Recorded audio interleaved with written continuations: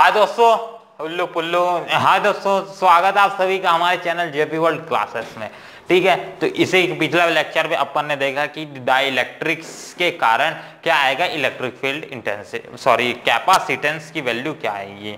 ठीक, वो वैल्यू आई थी अपनी C is equal to S7/A/d-t+t/k आया था, ये वैल्यूज आई थी अपने। अब इसके लिए मैं वहां छोड़ दिया था, बट उसको भी इसी के साथ कंक्लूड कर लेना, उसी के आगे लिखना इस टॉपिक को।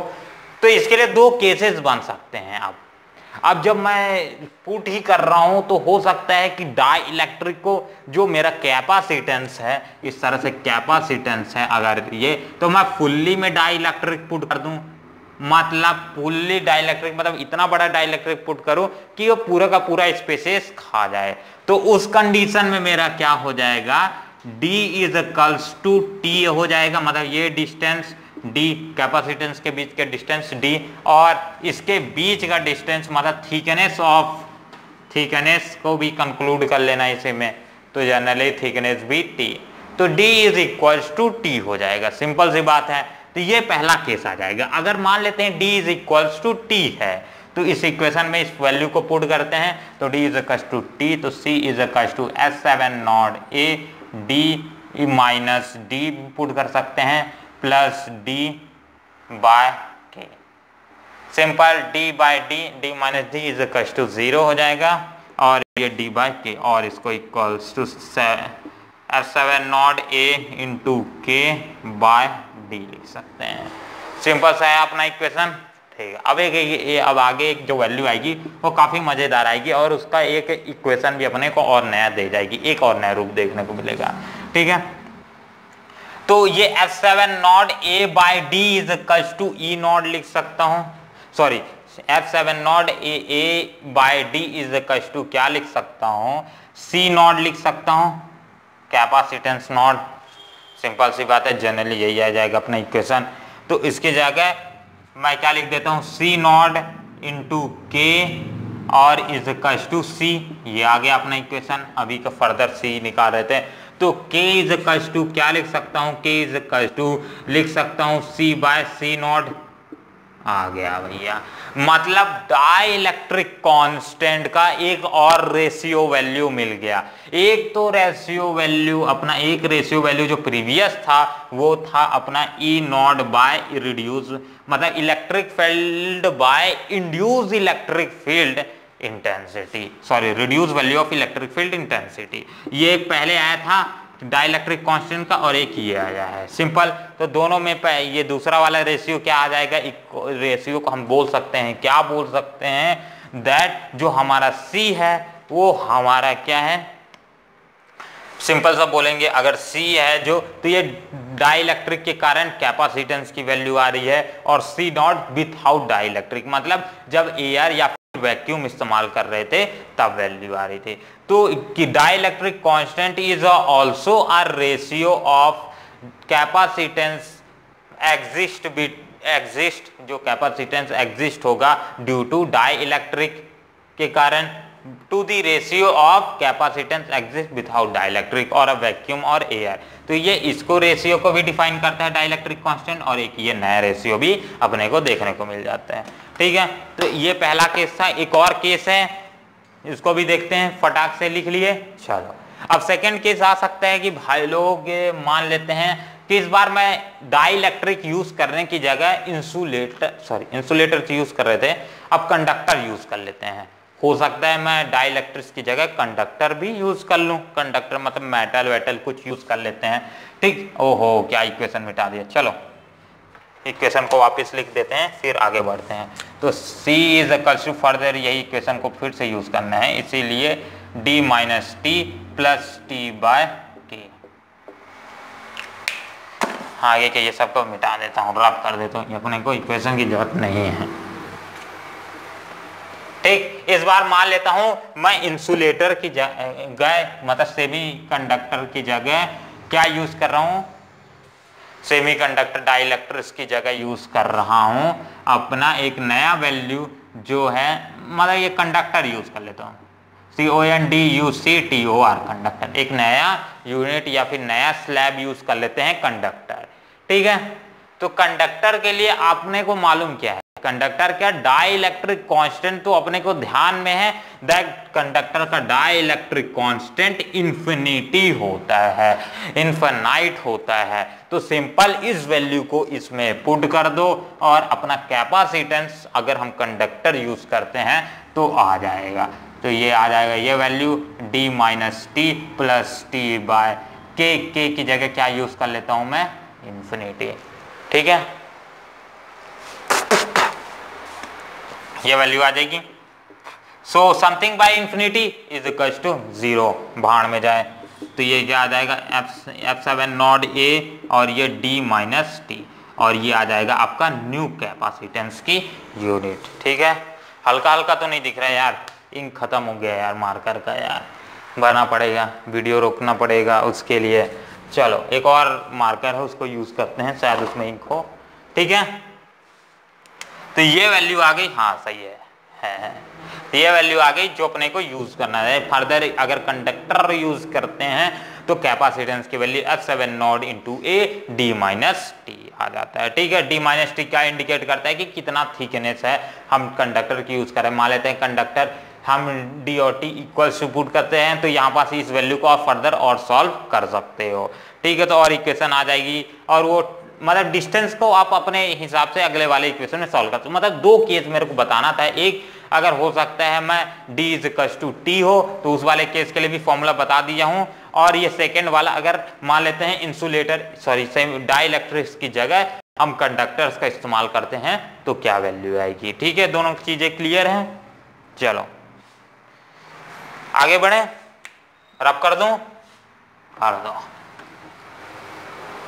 अब अपना आता है कि एनर्जी स्टोर्ड बिटवीन, मतलब नेक्स्ट टॉपिक है ये, एनर्जी क्या एनर्जी स्टोर होगी एक कैपेसिटर में। ठीक है, what is energy stored in between the capacitors, तो कैपेसिटर्स के बीच में क्या एनर्जी स्टोर होगी, ये अपना नेक्स्ट टॉपिक हो जाएगा। ठीक है, तो नेक्स्ट टॉपिक क्या होगा, मान लेते हैं ये अपने पास एक कैपेसिटर है, इधर साइड पॉजिटिव पॉजिटिव पॉजिटिव, इधर side negative negative negative negative negative.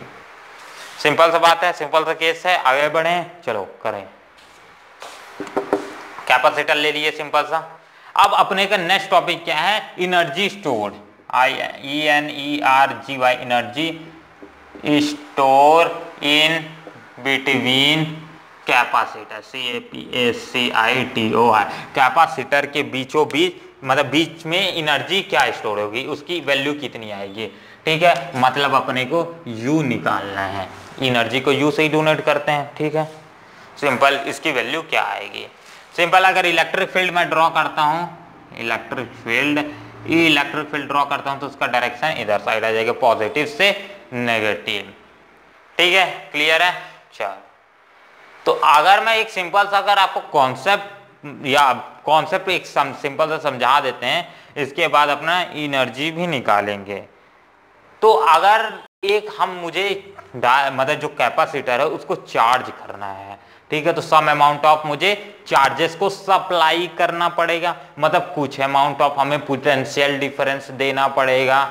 जब कुछ amount of potential difference applied करूंगा तभी तो कैपेसिटर चार्ज होगा। सिंपल सी बात है, समझ आई। हाँ, तो कुछ amount of potential difference apply कर रहा हूं, मतलब कुछ अमाउंट ऑफ चार्ज को सप्लाई कर रहा हूं। अब कुछ अमाउंट ऑफ चार्ज को सप्लाई करने के लिए कुछ अमाउंट ऑफ वर्क डन तो होगा ही ना। सिंपल है, कोई फोर्स कोई काम करने के लिए कुछ वर्क डन तो होगा ही ना, मतलब कुछ फोर्स तो अप्लाई किए ही है। तो ये जो वर्क डन हो रहा है यही बाद में स्टोर्ड होता है एज इलेक्ट्रोस्टैटिक पोटेंशियल एनर्जी के फॉर्म में, यहां एनर्जी के फॉर्म में स्टोर होता है। ठीक है, तो यही अपना फर्दर हम इसी चीज को यूज करेंगे, मतलब जो वर्क डन होगा वही एनर्जी के फॉर्म में यहाँ स्टोर्ड होगा। तो एनर्जी कहाँ से आई ये भी पता चल गया। ठीक है, इलेक्ट्रोस्टैटिक एनर्जी इलेक्ट्रोस्टैटिक एनर्जी यहाँ स्टोर हो रही है।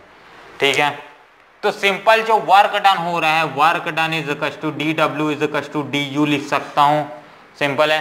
वर्क डन एक डिफरेंशियल मान लेता हूं, एक डिफरेंशियल चार्ज को मैं सप्लाई कर रहा हूं, एक डिफरेंशियल चार्ज dq को सप्लाई कर रहा हूं, dq चार्ज को सप्लाई कर रहा हूं, तो एक डिफरेंशियल वर्क डन मुझे करना पड़ेगा dw, मतलब एक डिफरेंशियल एनर्जी भी स्टोर होगी। सिंपल सी बात है, एक डिफरेंशियल एनर्जी भी स्टोर होगी। तो इसकी जगह सिंपल मैं v is equal to v into dq लिख सकता हूं। चलो लिख सकते हैं भैया, ठीक है, लिख सकते हैं। तो v इज इक्वल टू क्या होता है, अपना पहला इक्वेशन से q is equal to c into v होता था, तो यहाँ v इज इक्वल टू क्या आ जाएगा, c by v, final equation आ जाएगा भैया। सिंपल सा इक्वेशन है, यूज कर सकते हैं। तो v की जगह मैं क्या लिख सकता हूँ, ये q को मिटाए दे रहा हूँ, ठीक है। तो ये आ जाएगा, मैं सॉल्व कर रहा हूँ ना, डेरिवेशन सॉल्व कर रहा हूँ वाला। चलो, तो ये आ जाएगा, v की जगह मैं क्या पुट कर सकता हूँ, q बाय c, तो q बाय c अपना पुट कर देते हैं, इंटू dq। अब q इंटू dq क्या होता है, अब दोनों साइड को फर्दर इंटीग्रेट करते हुए भी चलते हैं तो अपना काम और ज्यादा आसान हो जाएगा। मतलब एक ही स्टेप में दोनों काम करते चलेंगे। बाद फर्दर इंटीग्रेशन के लिए एक नया टॉपिक, एक नया पॉइंट क्रिएट करेंगे तो वो फर्दर, तो इंटीग्रेटिंग बोथ दिस साइड, तो ये क्या आ जाएगा, du का इंटीग्रेशन क्या होता है, u हो जाएगा। और इंटीग्रेशन कहां से कहां तक करेंगे, जीरो चार्ज शुरू में था, मतलब कैपेसिटर को जब इनिशियल चार्ज कर रहे थे तब कुछ चार्ज ही नहीं था उसमें, तो उसके पास जीरो चार्ज था, मतलब हम कहां से q is equals to zero से लेकर के q is equals to q तक चार्ज कर रहे हैं एक कैपेसिटर को, ठीक है। सिंपल सी बात है, ठीक है। तो यहाँ तो कैपेसिटेंस C तो वैल्यू कांस्टेंट होगी, तो ये बाहर आ जाएगी C, और Q इंटू डी क्यू का वैल्यू क्या आ जाएगा, Q इंटू डी क्यू क्या होता है, Q स्क्वायर बाय 2, ठीक है। इसका इंटीग्रेशन, और ये कितना इंटीग्रेशन, मतलब यूनिट कहाँ से, जीरो से लेकर के Q तक, सिंपल मैं लिख सकता हूँ, ठीक है। अब इसकी वैल्यू को मैं थोड़ा सा और सॉल्व कर देता हूं, तो ये 2 भी तो कांस्टेंट है, 2 कांस्टेंट नहीं, अभी सॉल्व कर लेते हैं, फिर बाद में बाहर निकालेंगे, ठीक है। अभी निकालो, बाद में निकालो, दोनों की वैल्यू एक ही आएगी। तो 1 by C into Q square, Q इसके जाए Q square by 2 minus of Q is equal to 0, तो 0 बाय 2, तो something by 0 by 2 is equal to क्या आ जाएगा, ये सिंपल इंफिनिटी आ जाएगा। और इसको क्या मैं कर सकता हूँ, निगलेक्ट कर सकता हूँ, ठीक है। तो ये वैल्यू को हटा देंगे, तो अपना फाइनल इक्वेशन इस तरह से आ जाएगा। और इसको एक स्टेप और सॉल्व कर देता हूँ, तो ये क्या आ जाएगा, 2c बाय क्यू स्क्वायर, ठीक है, क्यू स्क्वायर, और ये आ जाएगा आपका पोटेंशियल एनर्जी, मतलब एनर्जी जो स्टोर्ड रहेगा, पोटेंशियल एनर्जी नहीं, एनर्जी सिंपल बोल सकते हो, एनर्जी, ठीक है। तो जो एनर्जी इसमें स्टोर्ड होगी वो मिल गई अपने को, इलेक्ट्रोस्टैटिक पोटेंशियल एनर्जी जो अपना स्टोर हो रही है वो ये मिल गई, ठीक है। तो क्या एनर्जी स्टोर हो रही है, यहाँ इलेक्ट्रोस्टैटिक पोटेंशियल एनर्जी स्टोर हो रही है, U is equal to Q square by 2c। इसको लिख लो, फिर फर्दर आगे बढ़ते हैं, फर्दर मर्दर इल्लो करदर, ठीक है, रब कर दूं। अब इसके और भी ज्यादा इक्वेशंस आ सकते हैं इसी तरह के सिमिलर, तो इन सब में मेरे को कुछ यूज नहीं है अभी, ठीक है। जो चीज का यूज नहीं है मैं उसको क्या कर देता हूँ, इस इक्वेशन का यूज आएगा, इसलिए इस इक्वेशन को रख लेता हूँ, और बाकी और इसको मान लेता हूँ ये इक्वेशन 1, बस ये आ जाएगा मेरा, इस तरह से इक्वेशन आ सकता है, ठीक है। सेकेंड मेरा C is equal to Q by V होता है, क्यू बाय V होता है, ठीक है।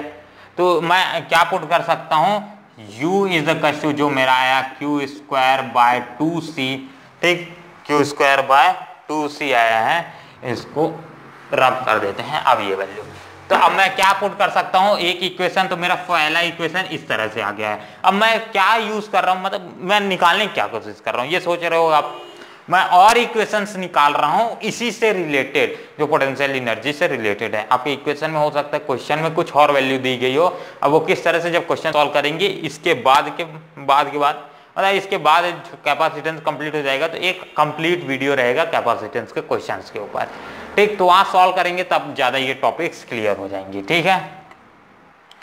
तो सिंपल मैं क्या पुट कर सकता हूँ, सी की जगह क्यू बाय वी पुट कर सकता हूँ। तो ये क्यू स्क्वायर और ये सी की जगह क्यू बाय वी पुट कर सकता हूँ। और यहाँ क्यू बाय वी कौन सा क्यू, मैं कौन सा चार्ज कंसिडर कर रहा हूँ, ये वाला क्यू तो कंसिडर नहीं कर रहा हूँ, मैं ये वाला क्यू कंसिडर कर रहा हूँ। तो इसीलिए मैं इसकी जगह क्यू बाय वी लिख दूंगा। ठीक है, ये क्यू और ये इसका पावर कट, तो ये सिंपल क्या आ जाएगा, बी 1/2 वी बाय, ये वी ऊपर चल देगा, B 1/v into Q, V into Q. तो एक इक्वेशन ये भी आ जाएगा। ठीक है, एक इक्वेशन ये भी आ जाएगा पावर के। ठीक है, सिंपल है। अब एक और इक्वेशन ला लेते हैं इसी इक्वेशन का यूज करके। अगर मैं मान लेता हूं that Q is equal to, मैं यहाँ क्या लिख सकता हूँ, Q is equal to C into V लिख सकता हूँ सिंपल। तो इसी वाले इक्वेशन में मैं क्या यूज कर लेता हूँ, Q की जगह C into V, C square into V square, और बाय क्या दिया है 2C। तो ये C और ये C कैंसल हो जाएगा, तो ये क्या आ जाएगा 1/2 CV स्क्वायर। ये मेरा वन ऑफ द फेवरेट है, मेरे इन तीनों में से फेवरेट यही है। ठीक, सबका इन तीनों में से फेवरेट एक इक्वेशन बनने वाला है आगे जब क्वेश्चन सॉल्व करेंगे, तो मेरा फेवरेट आखिरी वाला है 1/2 CV स्क्वायर। अब क्योंकि इससे एनर्जी डेंसिटी भी निकालता हूं मैं, इसीलिए फेवरेट है, क्वेश्चन भी सॉल्व करने में मेरे को ज्यादा आसानी होती है इस वाले इक्वेशन का यूज करके। ठीक है, हो गया कंप्लीट। तो फर्दर मुझे जो इलेक्ट्रोस्टैटिक पोटेंशियल एनर्जी जो यहाँ स्टोर हो रहा था उसके 3 इक्वेशंस मिल गए। पहला इक्वेशन ये वाला हो गया, दूसरा इक्वेशन अपना ये वाला हो गया, ठीक, तीसरा इक्वेशन ये वाला हो गया। मतलब 3 इक्वेशंस आप यू की जगह यूज कर सकते हो क्वेश्चन सॉल्व करते समय। ठीक है, फालतू बकवास नहीं। अब आगे बढ़ते हैं, रब कर दूं, हो गया। अब एक चीज यहां से क्या कंक्लूड कर सकते हैं, दैट हम पोटेंशियल एनर्जी मतलब इलेक्ट्रोस्टैटिक पोटेंशियल एनर्जी होगी, वो सब हर एक कैपेसिटर की उनकी अलग अलग स्ट्रेंथ के ऊपर डिपेंड करेगी, और अलग अलग कैपेसिटर की अपनी अलग अलग स्ट्रेंथ होगी इस एनर्जीज को स्टोर करने के लिए। कुछ कैपेसिटर की ज्यादा एनर्जी स्टोर करने की कैपेसिटी होगी, कुछ कैपेसिटर की कम होगी। ठीक है, पर एक इंस्टेंट मतलब एक लिमिट के बाद हम किसी भी कैपेसिटर की उसके बियॉन्ड दी लिमिट, जो बियॉन्ड उसकी लिमिट होगी, जो मान लेते हैं किसी की 5 कूलम से स्टोर करने की कैपेसिटी है, चार्ज को 5 कूलम इस चार्ज को स्टोर करने की कैपेसिटी, या फिर बोल सकते हैं 5 जूल एनर्जी को स्टोर करने की कैपेसिटी है उसकी। ठीक है, तो मैं 5 जूल से ज्यादा उसमें एनर्जी स्टोर नहीं कर सकता। ठीक है, ऐसा क्यों नहीं कर सकते, तो नहीं कर सकते। अब भैया इसका ऐसा क्यों, क्योंकि अगर मैं ऐसा करता भी हूं तो जो इलेक्ट्रिक चार्जेस रहेंगे मेरे वो लीक करना चालू कर देंगे। अब लीक करने के कारण क्या होगा, ये चार्ज का फ्लो होना चालू हो जाएगा, और जो हम चार्ज को स्टोर कर रहे थे वो कोई काम ही का नहीं रहेगा। मतलब चार्ज स्टोर नहीं हो रहा है, वो ट्रांसफर होते जा रहा है। ठीक है, यहाँ स्टोर कर रहे हैं, ट्रांसफर होते जा रहा है। मतलब बियॉन्ड द लिमिट करने के बाद वो कोई काम का नहीं रहेगा charge. Beyond the limit charge को स्टोर करोगे तो लीक होकर ट्रांसफर हो जाएगा। ठीक है, तो ये अपने को नहीं चाहिए, इसलिए बियॉन्ड द लिमिट किसी भी कैपेसिटर इसमें हम चार्ज स्टोर नहीं कर सकते। सिंपल सी बात है। चलो आगे बढ़े। ठीक है, ये क्वेश्चन सॉल्व करते समय यूज आएगा। जनरली ऐसे क्वेश्चंस आपको मिलेंगे एमसीक्यू में। ठीक है, ट्रिकी क्वेश्चंस एमसीक्यू में मिलते हैं, एक मार्क्स में ज्यादा ऐसे क्वेश्चन सोचते हैं। हायर मार्क्स में तो आपको डेरिवेशन ही मिलेंगे। ठीक है, 12वीं के लिए डेरिवेशन ही मिलेंगे, क्योंकि मैं 12वीं का पेपर दे के आ रहा हूँ। ठीक है, ज्यादा महीना नहीं हुआ है अभी भी। ठीक है, सबसे ज्यादा मेरे को फिजिक्स में ही डर लगा था एग्जाम देते समय। अब आता है नेक्स्ट टॉपिक हमारा एनर्जी डेंसिटी, और आज का टॉपिक यहीं फिर कंप्लीट हो जाएगा। ठीक है, एनर्जी डेंसिटी। तो एनर्जी स्टोर को मैं मिटा देता हूं, एनर्जी डेंसिटी। अरे यार ये ब्लू वाला मार्कर भी ना, ठीक है, ENERGY एनर्जी डेंसिटी। तो what is energy density bros. चलो एनर्जी डेंसिटी, तो सबसे पहले दिमाग में आ जाते हैं एनर्जी डेंसिटी होता क्या है। दिमाग सुस्त हो चुका है इतना देर से पढ़ते पढ़ते, ऐसा क्या नहीं। एनर्जी डेंसिटी होता क्या है, सबसे पहले दिमाग में आता है व्हाट इज एनर्जी डेंसिटी। तो charge stored per unit volume is said to be energy density. कि मतलब कितना नंबर ऑफ चार्ज स्टोर्ड है पर यूनिट वॉल्यूम, उसी को हम बोलते हैं सिंपल एनर्जी डेंसिटी। तो एनर्जी और तो उसको एनर्जी डेंसिटी बोलेंगे नहीं, उसको चार्ज डेंसिटी बोला जाता है। Charge stored per unit volume is said to be a charge density. Simple, थोड़ा सा गलत हो गया था, चार्ज डेंसिटी के दिमाग में आ गया था बार बार यूज करते करते। एनर्जी डेंसिटी में क्या होता है? Simple energy stored per unit volume. अगर कोई ऐसा पूछे कि व्हाट इज चार्ज डेंसिटी, तो आप सिंपल बोल दोगे charge stored per unit volume. Energy पूछ दिया, what is energy density, energy stored per unit volume. ठीक है, व्हाट इज वर्क डेंसिटी, नहीं होता भैया, ऐसा कोई यूनिट ही नहीं होता, वर्क डेंसिटी होता ही नहीं है। चलो, तो ऐसा फालतू के क्वेश्चन भी कोई नहीं पूछेगा। तो एनर्जी डेंसिटी क्या होता है? Energy stored per unit volume is said to be energy density. ठीक है, सिंपल सा है, नोट्स आपको डिस्क्रिप्शन में मिल जाएगा, इसलिए टापने में मत रहो। सिंपल, अब इसके लिए भी एक डेरिवेशन है जो अपने को करना है। मैं सिंपल अपना एनर्जी डेंसिटी के लिए one of the favourite equation use करता हूं, that U is equals to, 2 minute wait कर ले क्या? नहीं यार, कंप्लीट कर देते हैं, फ्लेयर का यूज कर लेते हैं।